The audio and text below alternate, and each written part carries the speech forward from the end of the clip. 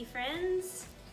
Stacy here as always, and I'm going to be doing a number of acrylic pour paint videos or acrylic fluid art. Some of them are not pours, on two canvases that I have. Both my canvases are long like this. I've taped off the bottom because I'm going to do 3 different kinds of pours on each one, and I'm going to do 3 videos with 2 pours each, so this will be a series type of thing. I am doing these to kind of match my living room, which has a very colorful rug in it, and I have picked out colors from the craft store that match the colors in the rug. Now the only color that's not in the rug is like a purple. There's even some hot pink in the rug, but I've got plenty of different colors, and I plan on doing a couple of different colors for each part of the canvas, so that way every part of the canvas doesn't have to have every color that I picked out for the painting. Now I've only done the mixing video once, and so that will be referenced up in the top corner whenever the mixing ratios come up, so you can watch how I mix the paints without having to watch it on every single video. So this is part, whatever it says down there, of the 3-part series, and we will see what they look like when they're all said and done.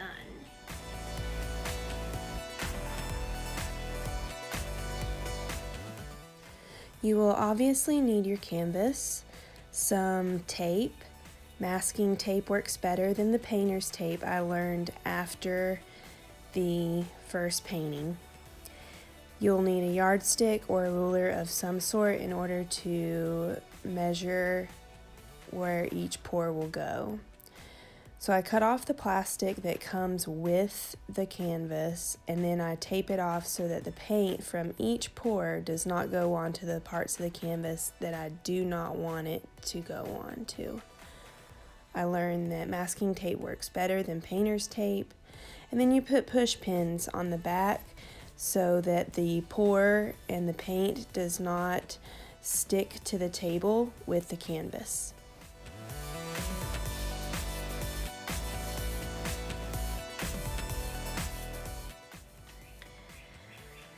So to make your colors, you will need the colors that you're wanting to use. These are the colors that I'm using today because of the rug that's in my living room has these colors in it.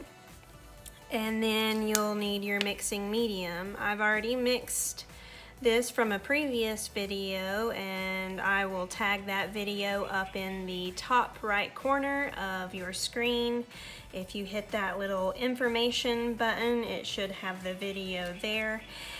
And just for an overview, if you don't want to watch that video, this is the recipe for the mixing medium, and then the recipe for when you add it to the colors. The base color of all of these paintings will be black, so I just paint the entire canvas black before I do my pour in order to cover all of the corners and the edges.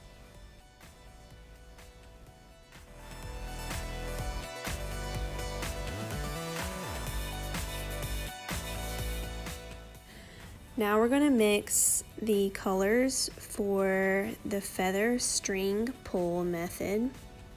I mix more black. This method, you have to start with a liquid black canvas. It can't be dry. So I make sure that the whole canvas is black, and then I have my string folded in half to the left there. I'm going to pour the colors on top of the string in a striped method. Then I put the string fold it in half still onto the canvas, and pull the edges up. I did realize that I should have kept the string horizontal with the canvas all the way to the end of the feather so that the feather was complete. Then I take a Q-tip and I go down the center of each feather in order to make it look like there is a stem that goes through the feather, just like a real feather is. Like I said, I do wish that I had pulled the string horizontally for longer, so that way the feather looks more complete.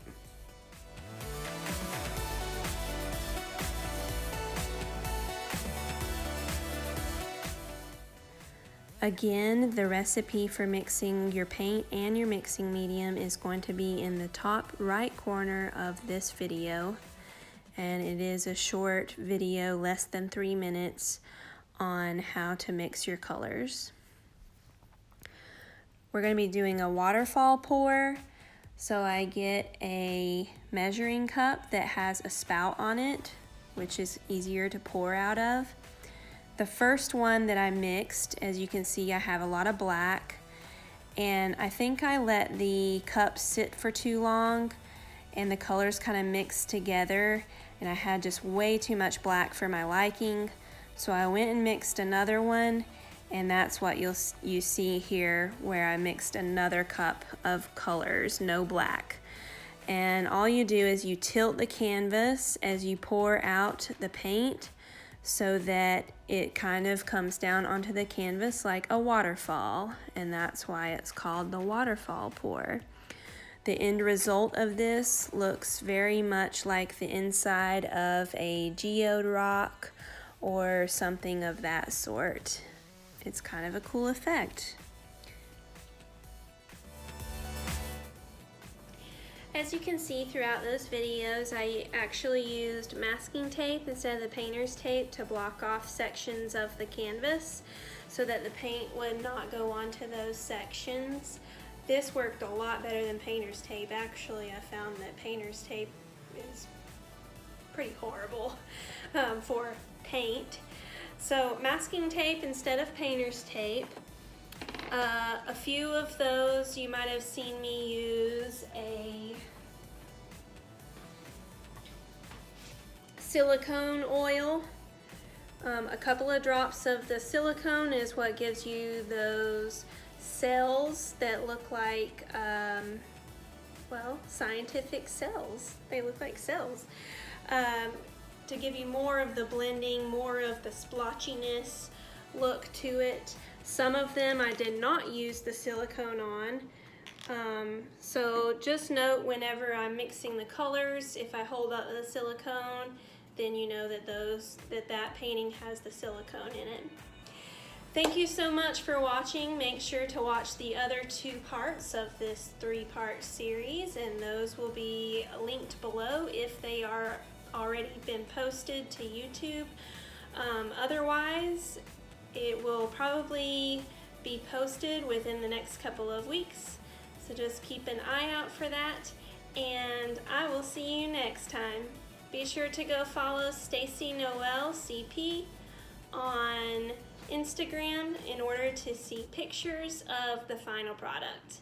Thanks. Bye.